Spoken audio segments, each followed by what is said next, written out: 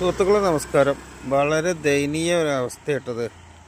നമ്മളെ ഇങ്കലിലെ ഗേറ്റിൻ്റെ അടുത്തേക്ക് തൊട്ടടുത്ത് എത്തുന്നിടത്ത സ്ഥലത്തെ ഒരു ഒഴിഞ്ഞ തെങ്ങൻ തോട്ടത്തിൽ ഏതോ സാമൂഹ്യ ദ്രോഹികൾ കക്കൂസ് മാലിന്യം കൊടുന്ന് തള്ളിയിട്ടുണ്ട്. ഈ പരിസരത്ത് കൂടെ ഒരു വണ്ടിയായിട്ട് ഒന്നും പോകാൻ കഴിയില്ല, അത്രക്ക് വാസന.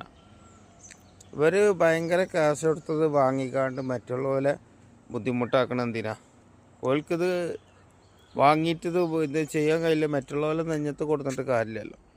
ഏതായാലും ഈ വാർഡിലെ കൗൺസിലർ ഉണ്ടായിരുന്നു, ഞാൻ ഇവിടെ ഉണ്ടായപ്പോൾ ഉമ്മറാക്കാനായിട്ടും ബന്ധപ്പെട്ടിട്ടുണ്ട്.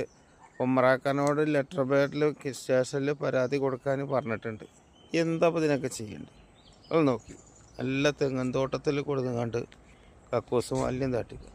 റോഡ് നോക്കി ഇത്രയും അടുത്ത്, ഇത് ഇങ്കൽക്കുള്ള വഴി, ഇത് നമ്മളെ ചുങ്കത്തേക്കുള്ള വഴി.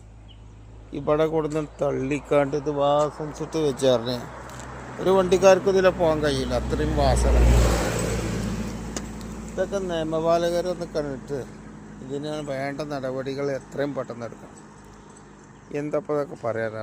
ഒരു മനുഷ്യന് ഈ റമളാൻ ഈ നോമ്പ് നോറ്റ് പോണവരും അല്ലാത്തവർക്കൊക്കെ ഇതിൻ്റെ വാസന സഹിക്കണ്ട. ഒരു കാട്ടി കൂട്ടിക്കണ്ടില്ല അവർ. ഇപ്പോൾ കൗൺസിലറായിട്ട് ബന്ധപ്പെട്ട് ഇനിയിപ്പോൾ ഇവിടെ കഴിഞ്ഞാലും അടുത്ത മാസം നമ്മളെ അവിടെ മൂപ്പര വാർഡിൽ തന്നെ വേറെ ഇവിടെയൊക്കെ കൊണ്ടു തൊട്ടെന്നൊക്കെ പറഞ്ഞു. എന്താണിപ്പോൾ ഇതൊക്കെ എന്താ വില ചെയ്യേണ്ടത്? നിങ്ങൾ കമൻറ്റിൽ എല്ലാവരും അഭിപ്രായത്തിൽ ഇത് വരും, എല്ലാവരും കമൻറ്റിൽ വരും. ഇതിന് ശക്തമായ നടപടിയായിട്ട് പോകണം. അപ്പോൾ ഞാൻ ഉമ്മറാക്കാനോട് പറഞ്ഞിട്ടുണ്ട്, കൗൺസിലറോട്.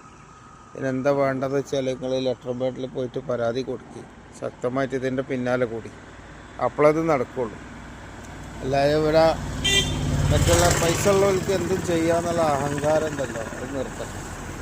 ഇത് ആലോചിച്ചൊക്കെ ഇത്രയും വണ്ടി ഇതിലടുത്ത് കൂടെ ഈ ഇങ്കല് പറഞ്ഞ സ്ഥാപനം ഇവിടെയൊക്കെ ഉണ്ടാവുമ്പോൾ ഇത്രയും വണ്ടികളും ഇത്രയും ആളുകളും അതേമാതിരി പുറത്തുനിന്നുള്ള ഉദ്യോഗസ്ഥന്മാരും മറ്റുള്ള ആളുകളും ഒക്കെ പോകുമ്പോൾ ഇത് വാസനിച്ച് കൊണ്ടുപോകണം. ഇതാണ് കഥ.